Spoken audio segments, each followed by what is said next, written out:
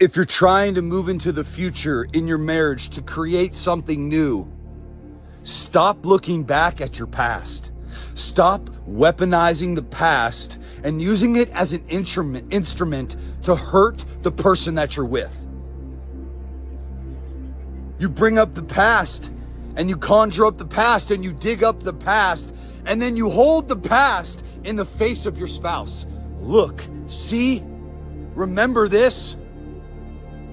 And what you do when you do that is you freeze the progression and the movement that's taking place.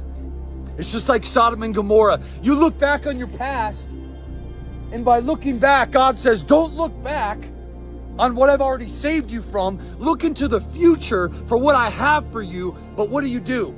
You still look back. You use the past as a weapon, and you freeze opportunities to move forward. Just like Lot's wife. She looked back, got turned into a pillar of salt. Why?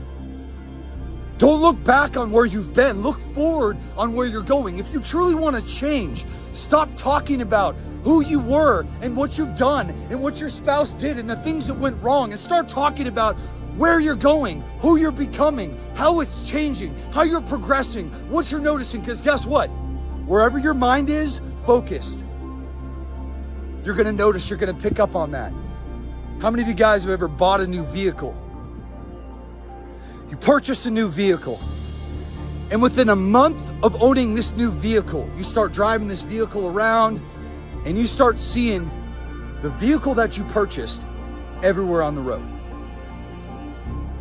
You're driving around, you see it several lanes over, you start seeing that vehicle everywhere, different colors, different wheels. You start seeing the vehicle that you purchased. Why? Because your mind is focused on it. Focus plus attention equals value. You are telling your brain and you are telling your spirit that you value, and your wife or your husband, you're telling them that you value the past and what happened more than you value the future and fixing it, resolving it, mending it, and creating a union once again, something new. And God's always doing new things in old people. So my question is, why are you so stuck on the past? The only reason you're stuck on the past is because you haven't looked into the future. You haven't seen the growth that's transpired. You haven't seen the effort. You're not changing. You're not changing. You're not changing. All you're doing is you're looking into the external environment. You're going, wow, there's my car, there's my car, there's my car. Guess what? If you focused on the positive as much as you focused on the negative, you would begin to see the positive more because you focus on it more, and therefore your brain believes it's more important. So it says, look, you see that? You see how they just handle that trigger? Look, did you see that? Did you see how they just handled that situation? So my question for you is, where is your focus? Where is your mind focusing? Where are you placing attention? And what are you unintentionally valuing and putting on a pedestal in your life? Is it the past and the destruction that took place that's over with?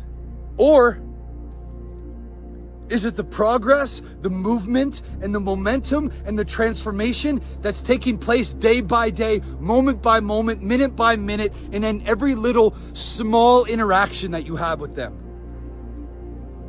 Be careful of how that confirmation bias, confirming what you value, confirming what you already want to believe. Be mindful of how that sabotages you from having something better in your life and actually changing and healing and having a better relationship.